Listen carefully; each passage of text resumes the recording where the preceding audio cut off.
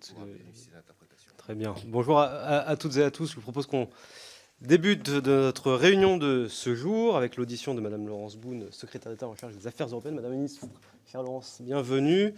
Nous sommes heureux de pouvoir vous accueillir aujourd'hui pour que vous puissiez nous rendre compte du dernier Conseil européen des 14 et 15 décembre dernier. Je voudrais auparavant saluer parmi nous une délégation de fonctionnaires parlementaires ukrainiens qui se trouvent dans les cabines pour des soucis d'interprétation et qui sont présents ici aujourd'hui à Paris dans le cadre d'un accord de coopération conclu entre l'Assemblée nationale et l'Assemblée ukrainienne, la Rada. Voilà, bienvenue à vous et donc ils vont suivre nos échanges aujourd'hui. Le dernier sommet, d'ailleurs, de la semaine passée, est directement lié à la situation ukrainienne.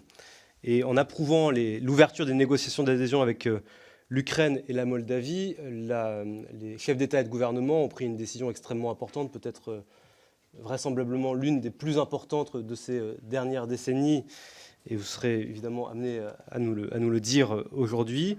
C'est un message clair qui est envoyé à plus d'un titre. D'abord, à l'attention de nos amis ukrainiens qui se battent avec beaucoup de courage, de détermination, de volonté pour recouvrir leur liberté, leur indépendance et leur souveraineté. Et puis, à l'encontre aussi et à l'égard de la Russie, qui mène une guerre injuste et brutale. Et par cette volonté d'ouverture vers l'Ukraine et la Moldavie, nous disons très clairement à Vladimir Poutine que nous n'abandonnons pas ces pays et que nous serons durablement à leur côté et que, au fond, nous lions nos destins les uns aux autres pour les décennies à venir. Et je crois que ce message politique est extrêmement important. Nous ne céderons rien ni de nos valeurs, ni de notre territoire européen. Et ce message très clair était attendu dans un moment où, compte tenu de ce qui peut se passer ailleurs dans le monde, notamment je pense au conflit au Proche-Orient, eh bien l'actualité du conflit ukrainien qui perdure et qui n'a jamais été aussi intense, notamment sur la ligne de front, était passée un peu au second plan. Et je pense que la décision qui a été prise la semaine passée permet de prendre conscience que cette guerre se poursuit, que nous devons être durablement aux côtés des Ukrainiens jusqu'à la victoire et jusqu'à la paix dans les conditions qu'auront choisies les Ukrainiens et leurs dirigeants. Dans ce contexte, il faut évidemment regretter qu'en raison de l'opposition de la Hongrie, dirigée par Viktor Orban, le Conseil européen n'ait pas été en mesure d'approuver l'octroi à ce pays d'une aide de 50 milliards d'euros sur la période 2024-2027.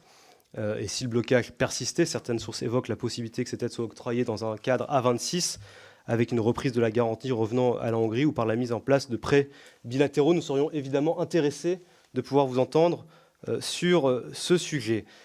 Un sujet annexe qui n'est pas lié au dernier Conseil européen immédiatement, mais qui est l'actualité de ce jour, puisqu'un accord a été trouvé sur le pacte asile et immigration. Je pense que ce serait important que vous puissiez aussi nous en dire éventuellement un mot dans les questions ou les réponses ou lorsque vous le souhaitez.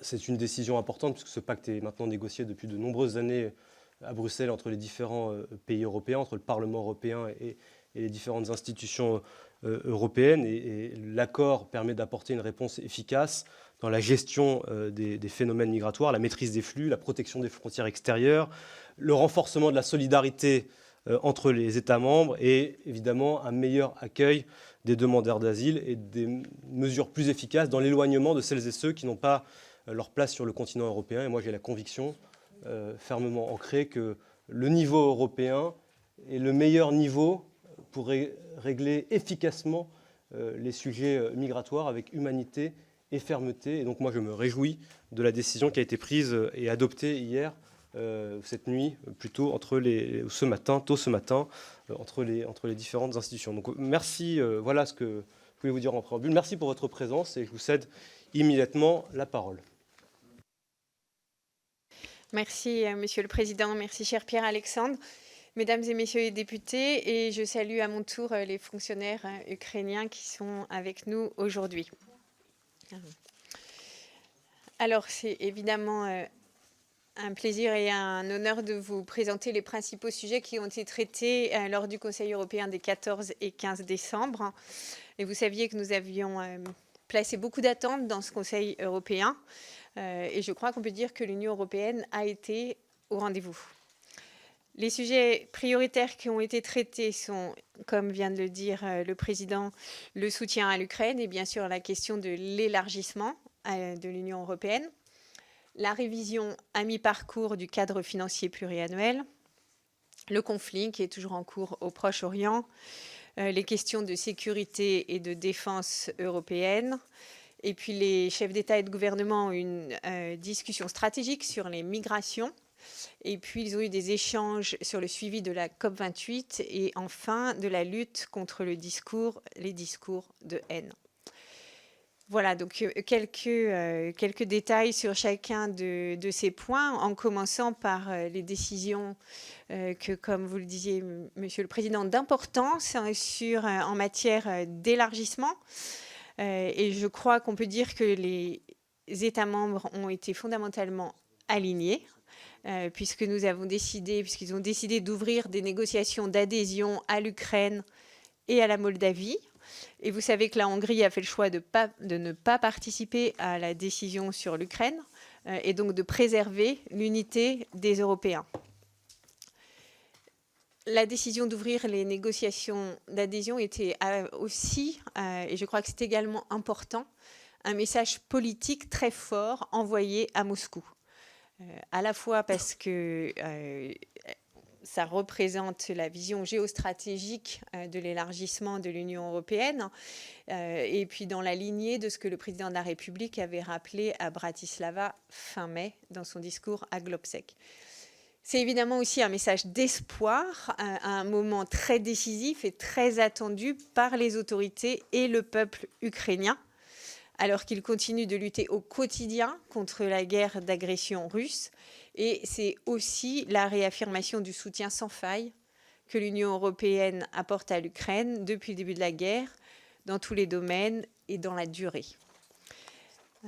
Et je crois qu'il est essentiel de souligner les messages qui ont été adressés par le Conseil européen à l'Ukraine, à la fois sur la question des besoins militaires, sur les engagements européens de sécurité ou encore sur les travaux en cours sur les avoirs gelés. Et des engagements qui s'inscrivent bien sûr en complément de ceux qui sont déjà discutés avec l'Ukraine au plan bilatéral par les États membres. Alors, il n'y a pas eu que l'Ukraine, même si c'était essentiel, puisque le Conseil européen a aussi décidé d'octroyer le statut de pays candidat à la Géorgie, sous réserve qu'elle mette en œuvre les réformes nécessaires en matière d'état de droit. Et nous avons aussi envoyé un signal très clair à la Bosnie-Herzégovine pour lesquelles les négociations d'adhésion seront ouvertes lorsque les réformes nécessaires auront été mises en œuvre. Et puis, dans le même temps, et vous savez à quel point c'était important pour nous, on en a déjà discuté ici, il a toujours été très clair pour nous qu'une réforme de l'Union européenne devrait accompagner l'élargissement. Et cette réforme, elle vise d'abord à adapter nos politiques communes, à en revoir les priorités, le financement, mais aussi à assurer le fonctionnement efficace des institutions européennes. Et donc le Conseil européen a demandé à la présidence belge du Conseil de travailler à l'adoption d'une feuille de route sur la réforme de l'Union européenne d'ici à l'été 2024. Et cet équilibre qu'on a trouvé à Grenade entre l'élargissement et la réforme de l'Union se reflètera aussi dans la préparation du prochain agenda stratégique pour 2024-2029. Le Conseil européen s'est donc mis d'accord pour adopter cet agenda stratégique d'ici à l'été prochain. Et il s'inscrit dans la lignée de toutes les décisions qui ont été prises depuis 2019, le plan de relance européen, la mutualisation des achats de vaccins, le financement par l'Union européenne d'armes pour soutenir l'Ukraine et également la nécessité pour l'Europe de devenir plus souveraine. Voilà, et donc l'idée, c'est de travailler à poursuivre et amplifier ces priorités pour les 5 prochaines années. Et je crois que ces objectifs politiques sont certes ambitieux, mais ils sont partagés et ils seront le ciment de l'unité des Européens à un moment où il nous faut absolument nous renforcer. À cet égard, d'ailleurs, permettez-moi de saluer Monsieur le Président et Madame la députée Lernos, votre proposition de résolution sur les suites de la conférence pour l'avenir de l'Europe, qui a été définitivement adopté par la représentation nationale le mois dernier. Vous avez effectué un travail très riche avec beaucoup de propositions, notamment sur l'élargissement et les grandes réformes institutionnelles. Et bien évidemment, ces travaux servent à enrichir la réflexion au niveau européen. Et je crois que nous convergeons sur les objectifs, notamment bâtir une Europe plus souveraine, mais aussi plus agile et plus proche de ses concitoyens. Alors, ensuite, je vais passer à la révision du cadre financier pluriannuel. Donc là, le travail technique s'est beaucoup accéléré les dernières semaines et le président du Conseil européen a présenté jusqu'à la veille du Conseil européen de nouvelles propositions budgétaires. Vous savez que ce cadre a été gelé lors du Conseil européen. Pourquoi est-ce que les négociations sont difficiles ? Parce que nous cherchons à trouver le bon équilibre entre limiter la facture pour les États membres tout en assurant la pérennité du financement des priorités essentielles. Et on pense bien évidemment au soutien à l'Ukraine à travers la facilité, mais aussi à la souveraineté technologique ou encore à la gestion efficace et équilibrée des migrations. Et je crois qu'il est juste de dire que sur l'ensemble de ces sujets, les positions de tous les États membres se sont rapprochées. Les États membres sont désormais d'accord sur la nécessité de cette révision, sur ses composantes, et nous sommes très proches d'un accord, ce qui explique la convocation d'un Conseil européen extraordinaire début 2024, le 1er février, pour finaliser la révision du cadre financier pluriannuel. Et je suis persuadée que nous pouvons faire mieux qu'en juillet 2020, où ce conseil avait duré 4 jours avant de conclure sur le CFP, mais nous le referons s'il en est besoin. Alors, avec évidemment l'élargissement et le cadre budgétaire, vient la nécessité de renforcer notre souveraineté en matière de défense. Vous savez que donner à l'Union une ambition géopolitique passe évidemment par une ambition économique et donc par un effort industriel pour renforcer nos capacités de production et de renforcer notre maîtrise des technologies de défense. C'est bien évidemment nécessaire pour assurer la résilience des chaînes d'approvisionnement de nos armées. Il s'agit aussi de poursuivre la construction en Europe de la profondeur stratégique dont l'Ukraine a besoin pour tenir dans la durée. Et à cette fin, le Conseil européen a permis d'appeler l'Union européenne à se doter d'une stratégie sur l'industrie de défense dans laquelle s'inscrira un instrument de long terme visant à favoriser les investissements et les acquisitions conjointes que l'on appelle EDIP. Et en février, la Commission présentera une stratégie de défense. Le Conseil européen a aussi réaffirmé sa volonté d'aboutir rapidement sur la réforme de l'asile et des migrations. Et vous l'avez vu, un accord, Pierre-Alexandre Anglade le soulignait, a été trouvé ce matin entre le Conseil et le Parlement européen sur l'ensemble des textes du pacte asile et migration. Je veux saluer ici Fabienne Keller pour ses efforts. C'est une grande avancée pour la France. Et vous savez que le président de la République s'est beaucoup battu pour cela, non seulement pendant la présidence française de l'Union européenne, mais également ces derniers mois. Je crois qu'on peut dire que cet accord démontre la capacité des Européens à trouver des solutions qui préservent nos valeurs communes et les intérêts de chacun. Et il va également permettre de préserver ce qui est une des plus grandes réussites de l'Union européenne, qui est la liberté de circulation de tous les citoyens européens au sein de l'Union européenne. Donc, comme le disait le président, il nous permet de nous doter d'une nouvelle politique d'asile et migration qui est à la fois plus juste et plus humaine et qui renforce nos frontières extérieures pour mieux maîtriser les flux d'immigration et permettre de protéger nos citoyens. Il y a également un volant important de solidarité, vous l'avez souligné, entre les États membres afin de partager équitablement l'effort. Et je crois aussi à un vrai élément de dignité dans l'accueil des demandeurs d'asile et notamment des mineurs. Les demandes des demandeurs d'asile seront traitées avec plus d'efficacité. Le retour des personnes non éligibles à l'asile sera facilité. Et donc, responsabilité, humanité et solidarité, je crois, sont les 3 mots qui caractérisent cet accord. En parallèle, nous allons évidemment continuer de travailler au renforcement de nos liens avec les pays tiers. Les chefs d'État et de gouvernement l'ont rappelé, cette coopération se veut mutuellement bénéfique. tenant compte des intérêts de chaque partie et dans le plein respect de nos obligations internationales comme européennes. Il y a évidemment une discussion sur le Proche-Orient. Vous savez que les États membres ont des positions qui peuvent être différentes sur le sujet, mais en revanche, sur les objectifs, tout le monde est unanime et les objectifs sont clairs. C'est la sécurité d'Israël, la paix et la sécurité de la région, la résolution de la crise humanitaire à Gaza et la défense du droit international humanitaire. La France a aussi rappelé la priorité accordée à la libération inconditionnelle des otages détenus par le Hamas. Et nous mettrons tout en œuvre pour les faire libérer. Et je voudrais ici répéter nos condoléances à la famille d'Elia Toledano, l'un de nos otages qui a été retrouvé décédé vendredi dernier. Et je crois qu'on peut dire qu'au plan humanitaire, il y a une plus grande convergence des États membres, et notamment en faveur d'une trêve qui doit conduire à un cessez-le-feu, puisque les chefs d'État et de gouvernement ont convenu de poursuivre et renforcer la coordination des différentes initiatives humanitaires. Sur le volet sécuritaire, le président de la République a proposé une coordination renforcée des dispositifs pour la sécurité maritime dans le détroit d'Ormuz et en mer Rouge. Vous savez que l'Union européenne y a déjà une présence et certains de ses États membres avec les dispositifs Atalante et Agenor.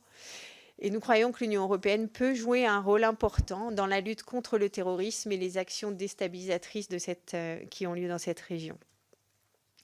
Et puis bien sûr, il y a un angle politique avec la volonté partagée par tous d'avancer sur la solution des deux États qui a été également réaffirmée. Et là, je voudrais souligner que la ministre Catherine Colonna s'est rendue en Israël et dans les territoires palestiniens le dimanche 17 décembre, où elle a pu rappeler ses grands principes, et à Beyrouth le 18 décembre, où elle a évidemment insisté sur la nécessité d'éviter un embrasement régional et appelé à mettre fin à la vacance présidentielle. Le président de la République, quant à lui, se rendra prochainement dans la région pour être aux côtés de nos forces qui y sont déployées depuis plusieurs années. Une pensée aussi ici pour notre collègue du Consulat général de France qui est mort à la suite de ses blessures lors d'un bombardement israélien à Rafah. La France a bien évidemment condamné ce bombardement et exigé la lumière par les autorités israéliennes sur les circonstances de ce bombardement. Enfin, et ce sera le dernier point, la COP28, où je crois qu'on peut se féliciter de l'obtention d'un compromis Made in Europe en bon français, comme l'ont salué les représentants de l'Union européenne, donc avec l'objectif d'une transition juste, équitable, ordonnée à 1,5 degré. Cette COP a permis d'adopter des objectifs pour tripler la production des énergies renouvelables d'ici 2030 et enclencher un mouvement global de transition hors des énergies fossiles. C'est historique.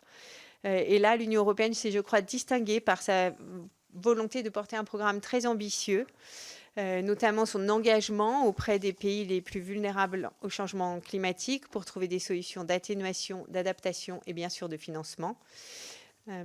Et voici, en quelques mots, les principaux résultats à retenir du Conseil européen. Je vous remercie. Merci beaucoup, Madame la Ministre, d'avoir rendu compte dans le détail, avec précision, des conclusions du dernier Conseil européen. Et j'en viens maintenant aux orateurs de groupe, en commençant par le groupe Renaissance et par Madame Constance Le Grip pour 3 minutes. Merci, Monsieur le Président.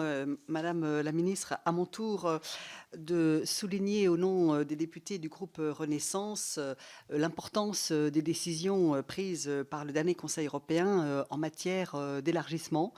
Le signal politique, géopolitique, géostratégique envoyé par les décisions prises en matière d'élargissement, commencer les négociations d'adhésion avec l'Ukraine et avec la Moldavie, accorder le statut de pays candidat à la Géorgie sous réserve de la mise en œuvre des recommandations faites il y a quelques semaines par la Commission européenne, sont des décisions extrêmement importantes et envoient vraiment le signal que l'élargissement est la seule perspective géopolitique, géostratégique crédible, sérieuse, valable à l'échelle de notre continent pour assurer la stabilité, la sécurité et la paix. Et à l'heure où la guerre d'agression menée par le régime du Kremlin contre l'Ukraine se poursuit, et alors que s'ouvre un hiver très difficile pour nos amis ukrainiens, il faut le souligner. Alors bien sûr, la concrétisation et de l'aide financière et de l'aide militaire et sa poursuite par, je dirais, les puissances occidentales, à commencer par les pays de l'Union européenne,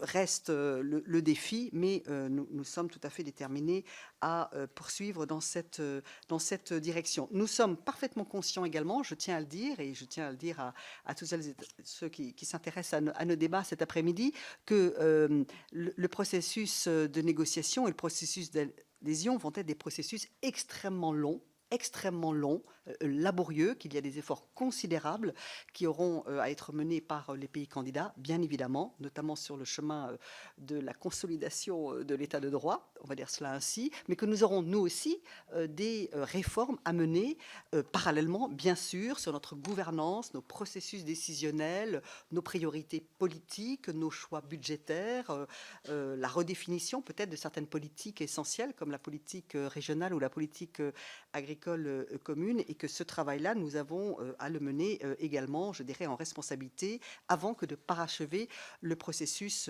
d'élargissement. Nous en sommes parfaitement conscients.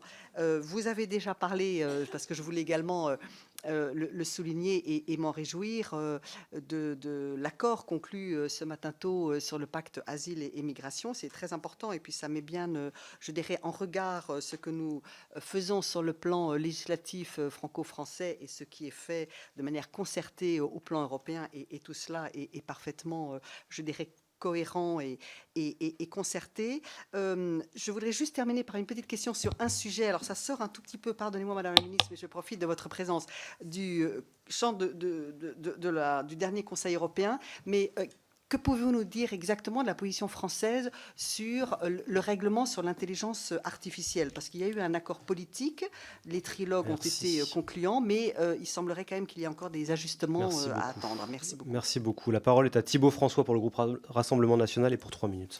Je vous remercie, Monsieur le Président, Madame la Secrétaire d'État, chers collègues. Lors du Conseil européen qui a eu lieu le 14 et 15 décembre dernier, les dirigeants des États membres ont pu aborder le sujet de l'élargissement de l'Union européenne, qui concerne désormais de plus en plus d'États, et maintenant l'Ukraine et la Moldavie, mais également d'autres pays des Balkans occidentaux, tels que la Bosnie et en plus la Géorgie. Selon une étude européenne dévoilée en octobre 2023, l'adhésion de l'Ukraine lui ferait bénéficier d'un montant de plus de 186 milliards d'euros sur 7 ans. C'est un montant qui est considérable et qui augmenterait de fait la contribution des autres États déjà membres de l'Union européenne, dont la France, qui, je le rappelle, est contributrice nette au budget de l'Union européenne, et in fine, les contribuables français. Alors que plusieurs classements internationaux classent l'Ukraine comme étant l'un des pays les plus corrompus au monde, une adhésion de l'Ukraine dans l'Union européenne ouvrirait la porte à quelques formes potentielles de malversation, à l'image de nombreux scandales de corruption qui touchent l'Ukraine depuis le début de l'invasion russe.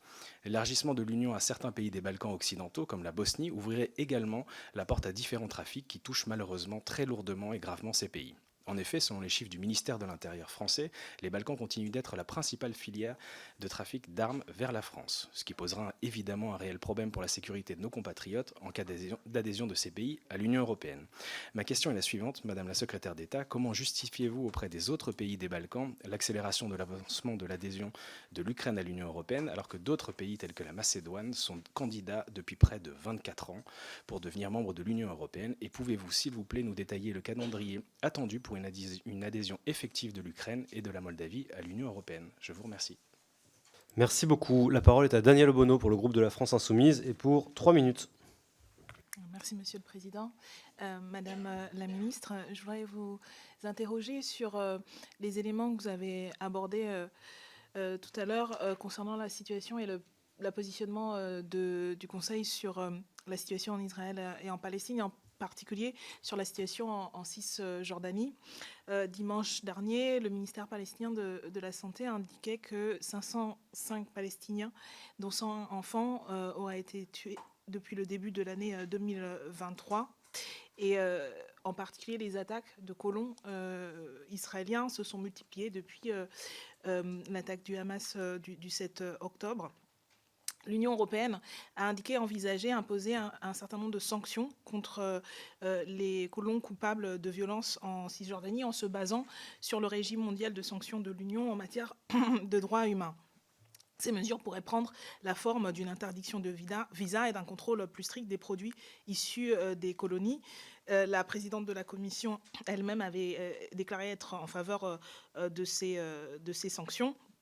Je rappelle également que l'engagement de l'Europe et de l'Union européenne sur ce sujet date de plusieurs décennies. En 1973, par exemple, à l'occasion du sommet de Copenhague, elle avait approuvé la résolution sur la nécessité du retrait d'Israël des territoires occupés, le respect de la souveraineté des États dans des frontières sûres.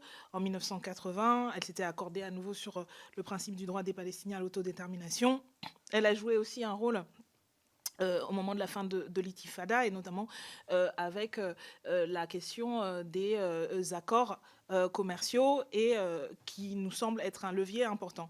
Je voulais donc vous interroger pour savoir comment ces éléments ont évolué ou pas sur le type de mesures que prendrait l'Union européenne ensemble, ou un certain nombre d'États, peut-être de manière coordonnée, si l'ensemble des États de l'Union ne seraient pas investis dans ces démarches pour permettre que cessent les attaques contre les civils palestiniens en Cisjordanie. Merci beaucoup. La parole est à Sabine Tillet pour le groupe démocrate et pour 3 minutes.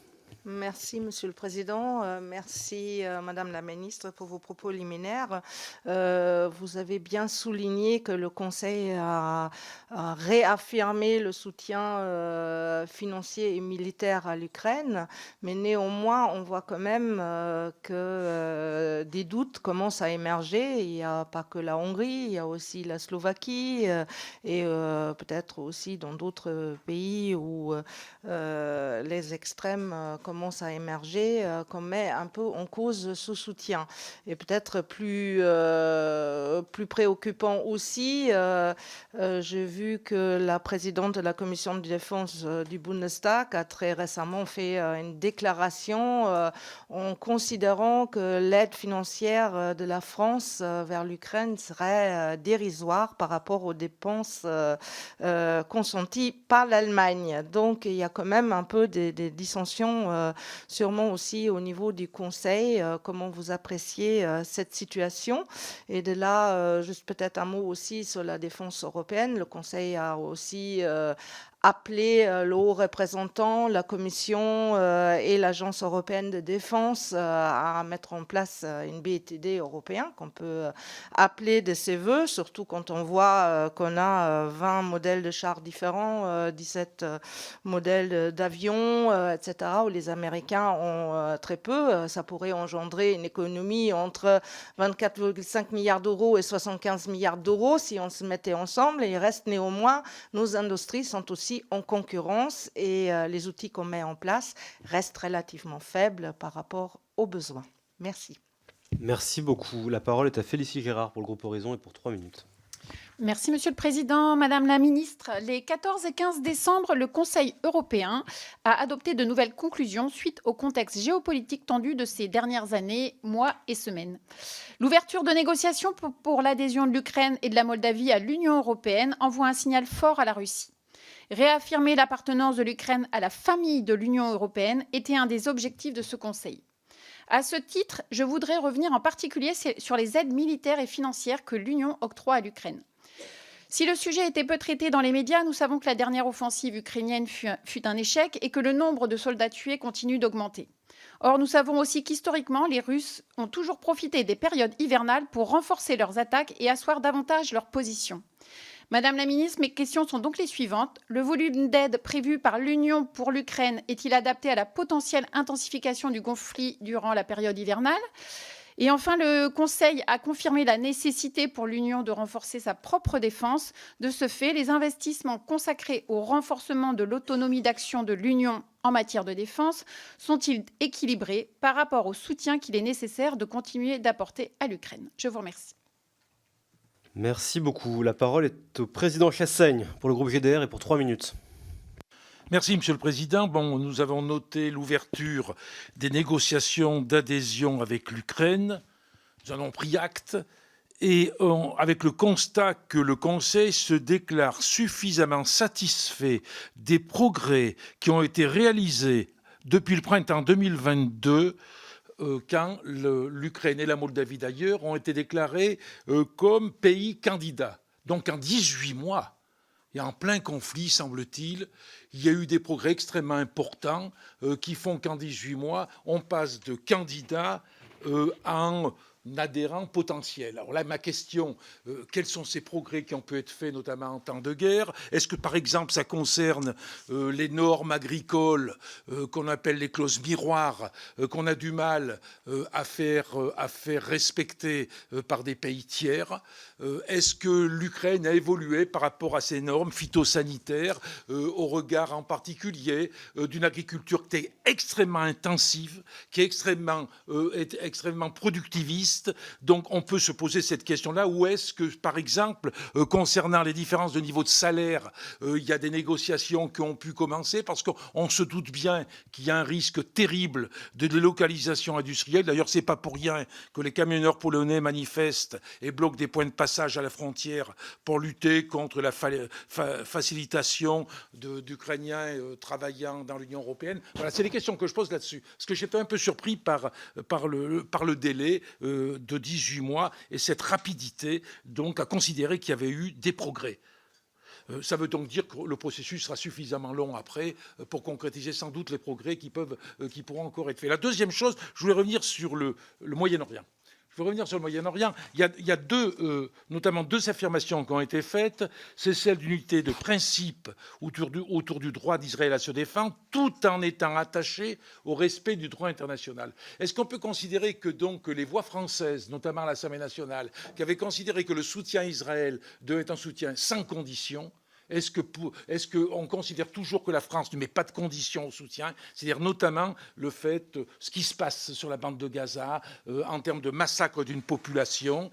Qu'en est-il par rapport à la position française là-dessus, qu'on peut trouver assez timide d'ailleurs dans les réponses que l'on peut avoir, notamment pendant les questions au gouvernement. Et enfin, deuxième chose, la solution à deux États est, semble-t-il, reconnu par tout le monde, puisque chacun considère au niveau de l'Union européenne que la résolution du conflit israélo-palestinien doit se faire avec deux États. Mais dans ce cas-là, pourquoi la France? Pourquoi la France ne reconnaît pas l'État de Palestine? Pourquoi il n'y a pas une volonté de reconnaître l'État de Palestine pour qu'on puisse aller vers une solution à deux États? Je vous remercie. Merci beaucoup. Madame la ministre, vous avez la parole. Merci, Monsieur le Président. Merci pour vos questions. Madame Le Grip, alors sur le règlement sur l'intelligence artificielle, ce qu'on essaye de faire, c'est de trouver le bon équilibre entre régulation et innovation. Donc l'idée, c'est de réguler les usages, mais pas forcément de réguler les technologies. En gros, notre objectif, c'est d'avoir le cadre réglementaire qui va nous permettre de ne pas reproduire ce qui a été fait avec les GAFAM, où on a 4 entreprises américaines qui dominent totalement le marché. Là, on veut laisser des entreprises européennes se développer en Europe, conforme à nos valeurs, à notre mode de vie et à notre état d'esprit. Et c'est pour ça qu'on pousse un petit peu la Commission pour aller plus loin que ce qu'on a pour le moment.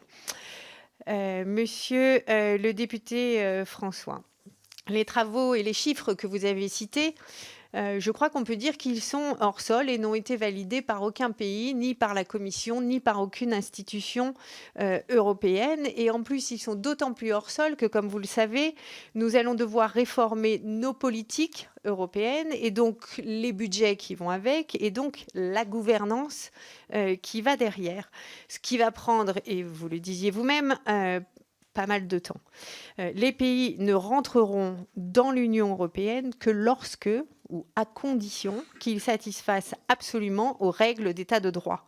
Et donc ce que nous leur demandons, et je reviendrai là-dessus pour M. Chassaigne, c'est de mettre leurs institutions aux normes et aux standards européens en matière d'état de droit, ce qui va aussi effectivement prendre du temps pour que ce soit complet.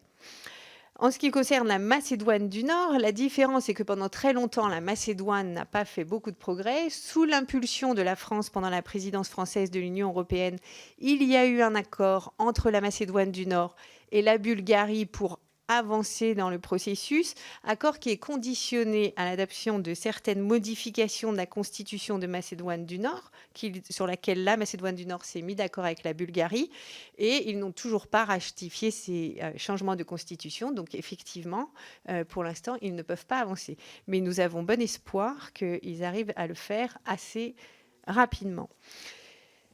Madame la députée Obono, en ce qui concerne la colonisation israélienne en Cisjordanie et à Jérusalem, nous le disons très clairement, cette politique est illégale en droit international. Elle sape tous les efforts qui visent à une paix juste et durable et elle menace la solution des deux États. Et c'est pourquoi la France condamne très régulièrement les annonces israéliennes qui sont liées à la colonisation. Ce que nous faisons d'abord, c'est des mesures concrètes qui ont été prises au niveau européen pour différencier le territoire de l'État d'Israël, qui est reconnu en droit international, ce sont les frontières de 67, et les territoires palestiniens occupés. En ce qui concerne les produits qui viennent de ces régions, comme vous savez, il y a un droit européen qui demande la transparence sur ces produits et qu'ils soient convenablement, qu'ils informent le consommateur, et notamment, ils ne bénéficient pas des préférences douanières contre d'autres produits. Et enfin, la France a demandé des sanctions sur les colons israéliens violents, enfin, demandé des sanctions européennes. Madame la députée Tillet,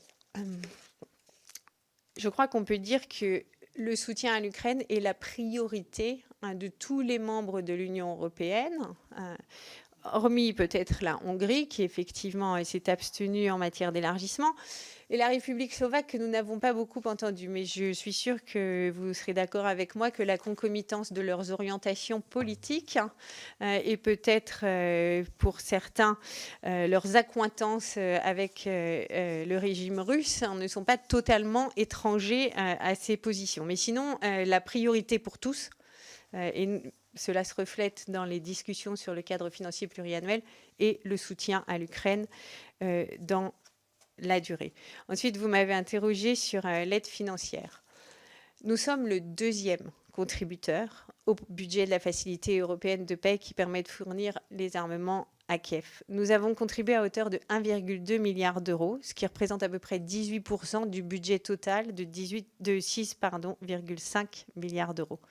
Et sur les 30 000 soldats ukrainiens qui sont formés par la mission militaire de l'Union européenne, la France en a formé 5 000. Et puis je crois qu'il faut se souvenir que la France a été le moteur dans la création des instruments européens qui permettront de renforcer nos industries de défense et donc de pouvoir aider les Ukrainiens sur la durée. Nous sommes le moteur en matière de demande de préférence européenne, comme vous le savez, et nous mettons beaucoup l'accent sur l'interopérabilité parce qu'effectivement, le sujet que vous avez mentionné mérite des progrès. Madame la députée Gérard, donc sur les aides militaires et financières, je crois que j'ai répondu en partie. Je pense que ce qu'il est important de dire, c'est que nous répondons en tant que de besoins, à la fois en termes de volume, de qualité, de spécificité aux demandes ukrainiennes. Et c'est vraiment des discussions qui vont être au cœur de la stratégie de défense que la Commission va présenter mi-février 2024. Entre l'Ukraine, ce qui peut se passer ailleurs dans le monde et l'évolution peut-être sur le continent américain, je crois que l'ensemble des États membres a conscience qu'il nous faut vraiment changer de vitesse et monter en puissance en matière de défense. Monsieur le Président Chassaigne, les conditions pour ouvrir le processus d'adhésion de négociations à l'adhésion que nous avons demandé collectivement à l'Ukraine et à la Moldavie portent sur l'état de droit. Et ça, c'est une première étape. Et comme vous le savez, il y a l'état de droit, la protection des minorités, en particulier hongroises, sur lesquelles l'Ukraine a vraiment beaucoup bougé, en accord d'ailleurs avec ces minorités. Et ça, c'est une première étape, puisque les deux étapes importantes qui vont suivre seront la définition du cadre de négociation d'adhésion, qui aura lieu plus tard, peut-être au courant premier semestre 24, et ensuite la conférence intergouvernementale pour entériner et lancer officiellement ce qui va se passer. Les questions parfaitement légitimes que vous avez sur la politique agricole, les politiques économiques, sanitaires, sociales, elles seront discutées au moment de la formation du cadre.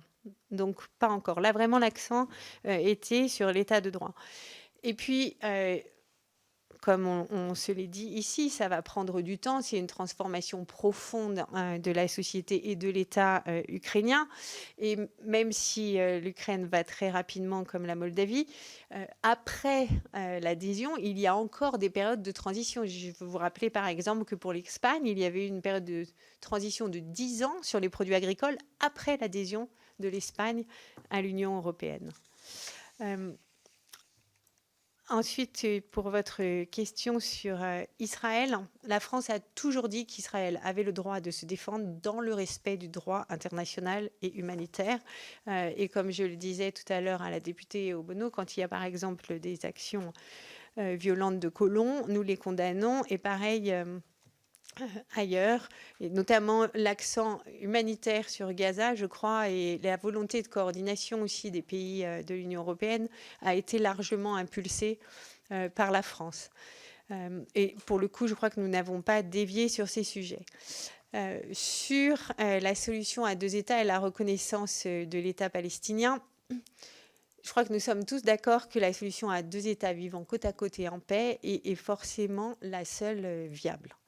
Et c'est ce que nous avons dit depuis longtemps et avec force, je crois. Et il faut évidemment que nous amenions Israël à comprendre qu'un État palestinien va être un facteur de sécurité pour eux. Et je crois que c'est ce que la ministre Colonna disait dans une interview à la Tribune le 22 octobre. Donc la question de la reconnaissance de l'État palestinien, elle doit être posée.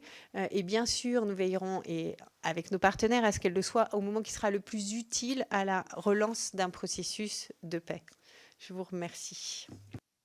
Merci beaucoup, Madame la Ministre. Il me reste 3 questions pour le moment, en commençant par Nicole Lepay pour le groupe Renaissance, c'est pour 2 minutes. Merci, Monsieur le Président, Madame la Ministre. La semaine dernière, le Conseil européen a décidé d'engager des négociations d'adhésion avec donc l'Ukraine et la Moldavie. La Géorgie donc obtient quant à elle le statut de candidat. C'est une des décisions historiques pour l'Europe et ces 3 pays, et nous pouvons que nous en féliciter. Cependant, la procédure d'intégration suscite, vous le savez, l'inquiétude de certains secteurs, notamment celui de l'agriculture. Les perspectives d'une forme de dumping social qui laisse entrevoir l'entrée de l'Ukraine dans l'Union européenne inquiètent une partie des agriculteurs européens. Alors, les agriculteurs français et polonais, notamment, pour ne citer qu'eux, surveillent de très près la situation, d'autant plus qu'il y a déjà un contentieux entre Varsovie et Kiev concernant les céréales ukrainiennes. Aussi, Madame la Ministre, comment pourrions-nous rassurer nos producteurs pour que l'adhésion de l'Ukraine, considérée comme le grenier à blé de l'Europe, ne déstabilise pas le modèle économique de notre agriculture européenne et, j'ai bien entendu, la nécessaire période de transition. Je vous remercie. Merci beaucoup. La parole est à Grégoire de Fournas pour le groupe Rassemblement National pour 2 minutes. Ça marche.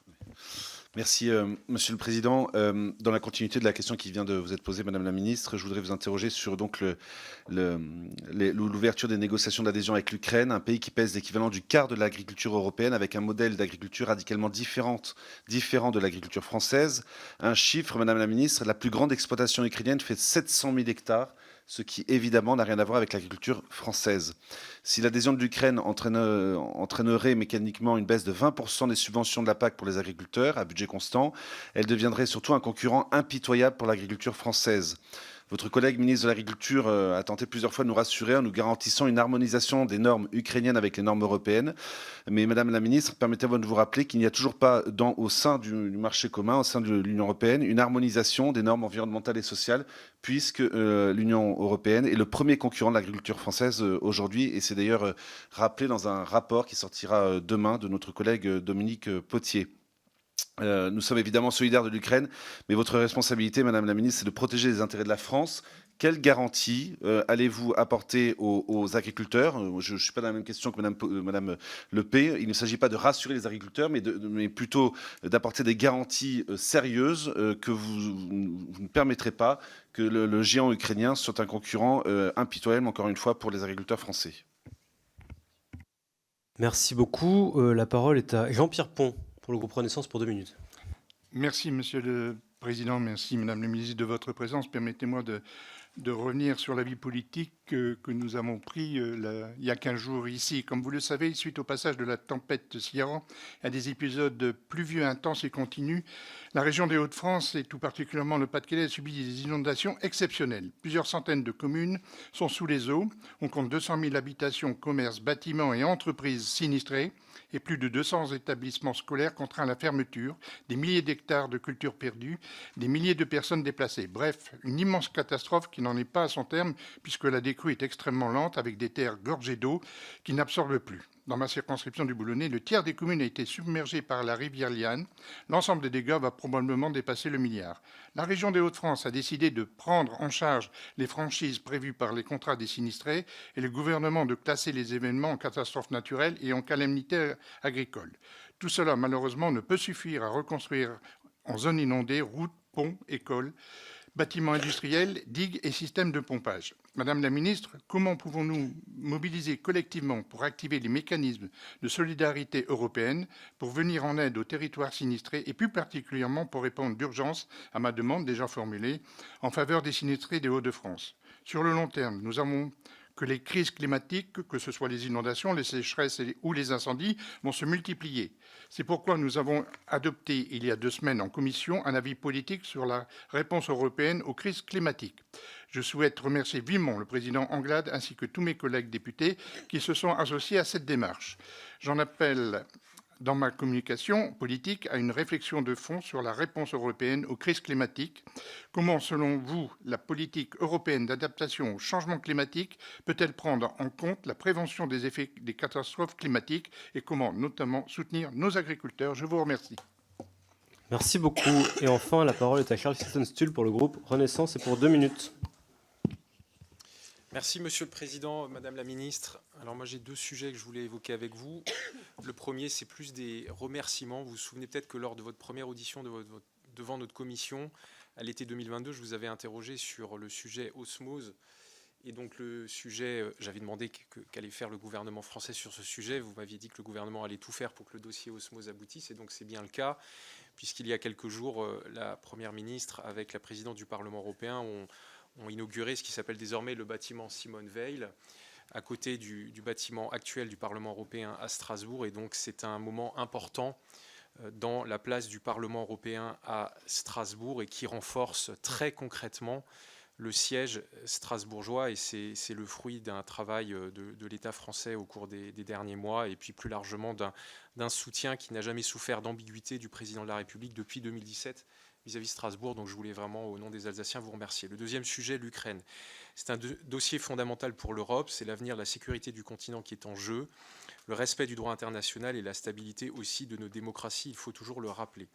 L'Ukraine a besoin de notre soutien financier, militaire pour se défendre, vous l'avez rappelé, aussi besoin de notre soutien politique. Et c'est le sens de la décision historique du Conseil européen d'avoir ouvert les négociations d'adhésion avec Kiev. Nous le savons, ce processus qui s'ouvre sera long, sera difficile, sera exigeant. Les partenaires ukrainiens sont au courant. Nous l'avons mesuré avec le président Pierre-Henri Dumont et Frédéric Petit lorsque nous étions à Kiev au mois dernier.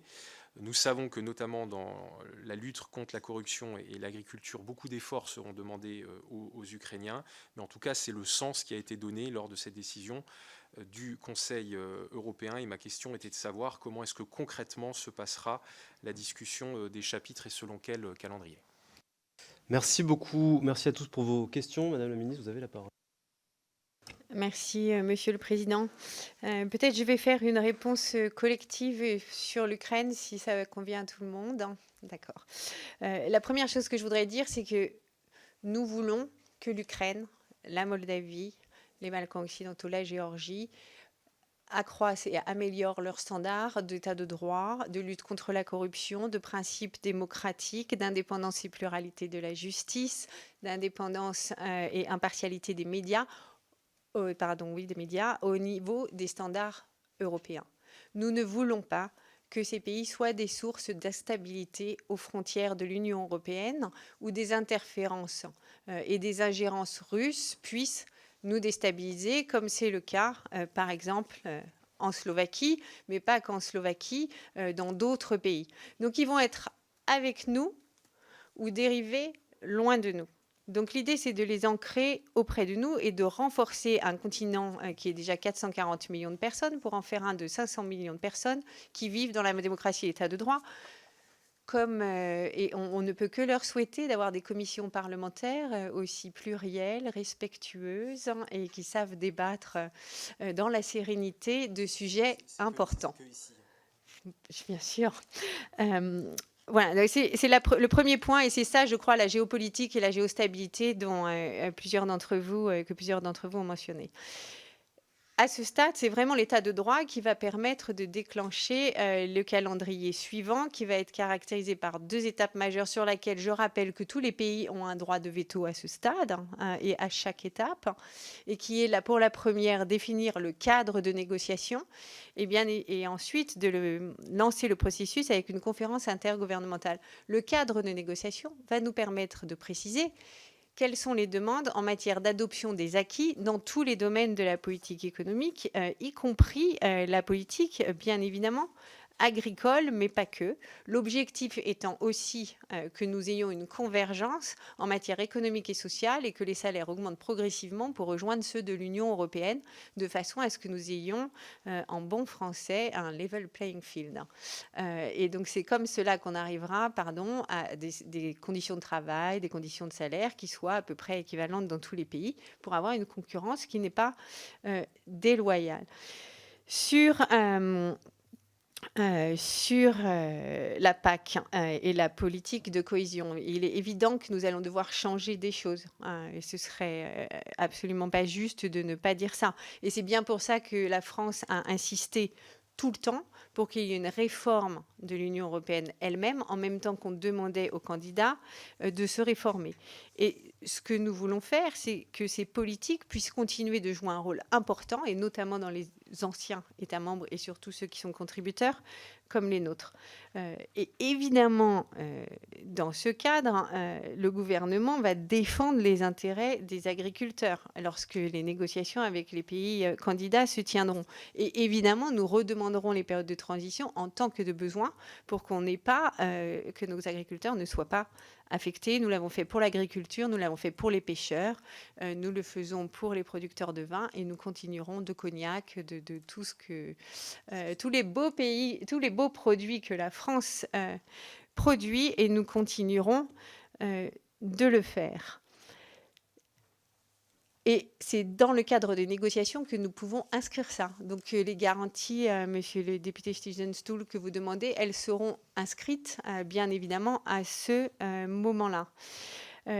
Je vais en profiter, et j'espère que vous ne m'en voudrez pas, monsieur Pons, pour remercier Charles pour ses mots pour Osmose. C'est vrai que ça a été une grande bataille qu'on n'a absolument pas lâché, et qu'on est, je crois, très content aujourd'hui d'avoir que la Première ministre ait pu inaugurer le bâtiment de Simone Veil le 21 novembre dernier, qui à la fois sécure le siège du Parlement européen à Strasbourg, mais qui va aussi renforcer les services qui sont à Strasbourg, et je crois que c'est important pour l'emploi dans la région. Et pour renforcer en fait la dynamique économique de Strasbourg et ses environs. Et je vais finir par le Fonds de solidarité de l'Union européenne, qui effectivement a été créé en 2002 pour faire face aux inondations qui avaient touché l'Europe centrale la même année, qui a été aussi sollicité cet été quand la Slovénie a connu des inondations assez dramatiques. Slovénie avec laquelle nous parlons beaucoup pour effectivement préserver et réfléchir à comment adapter le soutien que l'Union européenne apporte dans l'adaptation au changement climatique, et pas que dans la prévention, et pas que dans l'atténuation, voilà le mot que je cherchais après.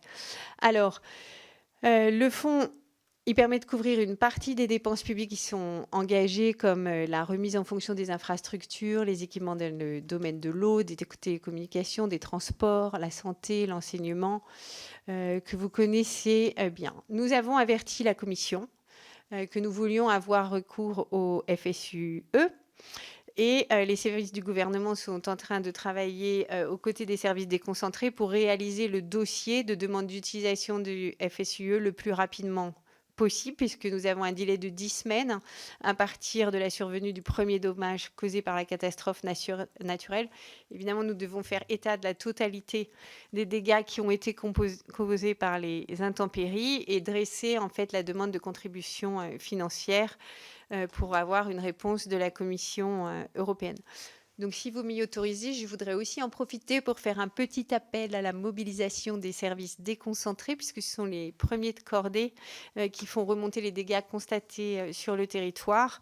Il faut absolument qu'ils soient mobilisés pour nous aider à débloquer l'enveloppe au titre du FSUE. Et je vous remercie d'avance. Merci beaucoup. Merci pour ce compte-rendu exhaustif et d'avoir répondu avec précision aux questions qui vous ont été posées. S'il n'y a plus d'autres demandes de prise de parole, je vous propose qu'on lève notre réunion de ce jour. En vous remerciant à nouveau pour votre disponibilité et votre présence aujourd'hui. C'était important, c'était un conseil assez singulier, donc il y avait beaucoup de questions. Et je vous souhaite à toutes et tous de bonnes fêtes de fin d'année, un joyeux Noël, un bon repos, et je vous souhaite de vous retrouver en forme à la rentrée. Merci beaucoup et à bientôt.